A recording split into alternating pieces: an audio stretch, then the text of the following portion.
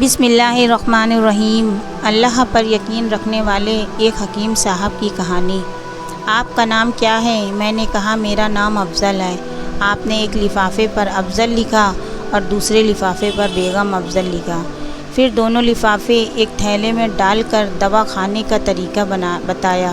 میں نے بے دلی سے دوائی لے لی کیونکہ میں تو صرف آپ کو کچھ رقم دینا چاہتا تھا، لیکن جب دوا لینے کے بعد میں نے پوچھا کہ کتنے پیسے دینے ہیں تو آپ نے کہا کہ بس ٹھیک ہے، تو مجھے کچھ سمجھ میں نہیں آیا۔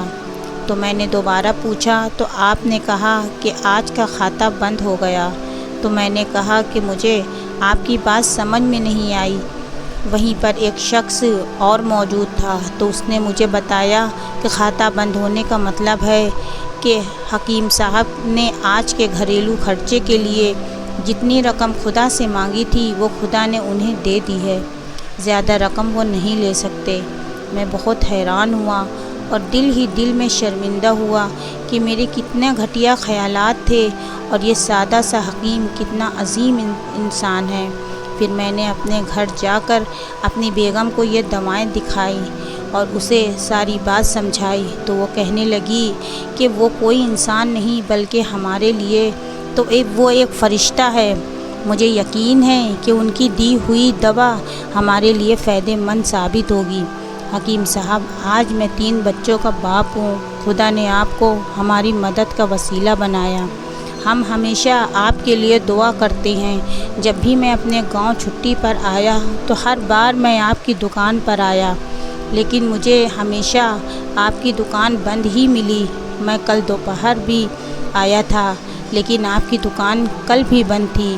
وہیں ایک آدمی کھڑا تھا، اس نے کہا کہ اگر آپ کو حکیم صاحب سے ملنا ہے تو آپ صبح 9 بجے آ جائیں، ورنہ ان سے ملنا مشکل ہے۔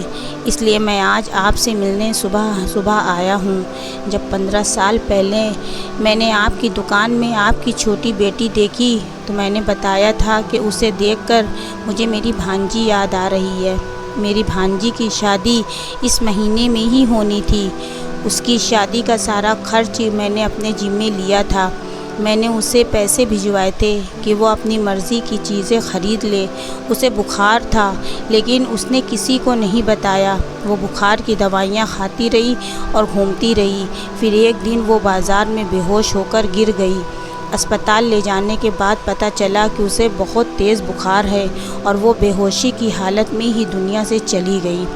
اس کے انتقال کے بعد نہ جانے کیوں مجھے اور میری بیوی کو آپ کی بیٹی کا خیال آیا۔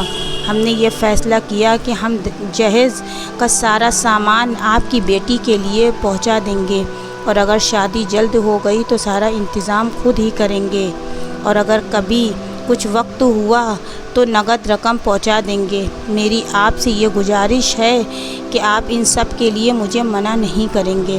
یہ سن کر حکیم صاحب حیران اور پریشان تھے اور پھر بولے، افضل صاحب، آپ جو کچھ کہہ رہے ہیں مجھے تو یقین نہیں ہو رہا۔ میں نے آج صبح بیوی کے ہاتھ سے لکھی ہوئی پرچی دیکھی تو گھر کے کھانے پینے کے سامان کے ساتھ بیٹی کے جہیز کا سامان لانے کو لکھا ہوا تھا، اور آپ خود دیکھ لیں کہ پرچی پر کیا لکھا ہوا ہے۔ یہ کہہ کر حکیم صاحب نے پرچی افضل صاحب کو تھما دی۔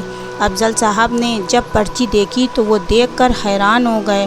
اس پر لکھا تھا، یہ خدا کا کام ہے، خدا ہی جانے۔ حکیم صاحب نے کہا، افضل صاحب، یقین مانیے جو بھی میری بیوی نے پرچی میں لکھی ہو، آج تک ایسا نہیں ہوا کہ ان سب چیزوں کو لانے کا بندوبست نہیں ہوا ہو۔ آپ کی بھانجی کی وفات کا مجھے بہت افسوس ہے، لیکن میں اس پاک رب کی قدرت پر حیران ہوں کہ جو ہمیں کیا کیا معجزے دکھاتا ہے۔